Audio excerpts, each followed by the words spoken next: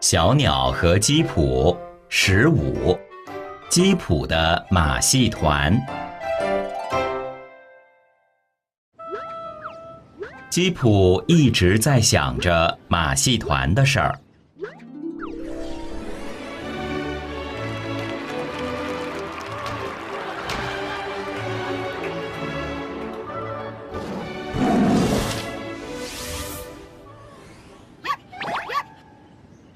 忽然间，他听到了一个声音，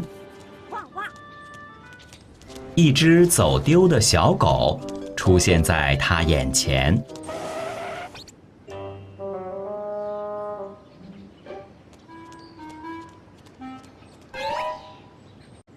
那只小狗冲着基普跑了过来。汪汪汪汪！小狗叫。基普大叫。基普跳进了灌木丛中。汪汪！小狗抓住了一根树枝，然后小狗放开了树枝。基普像一个杂技演员一样飞过了天空。基普落在一棵树上。基普像走钢丝的杂技演员一样小心翼翼地走过树枝。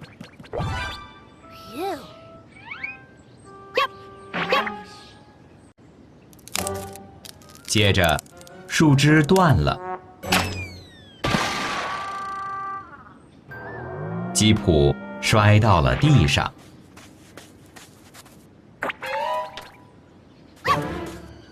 小狗摇着它的尾巴。汪汪汪汪！小狗叫。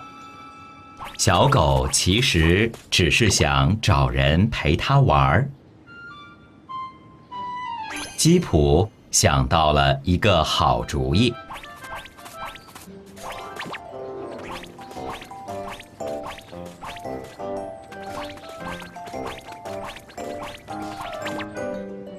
坐下，基普说。小狗坐了下来。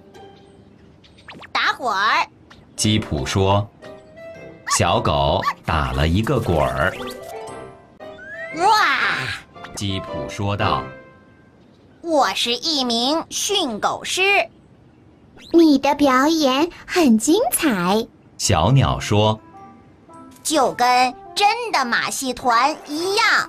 基普说。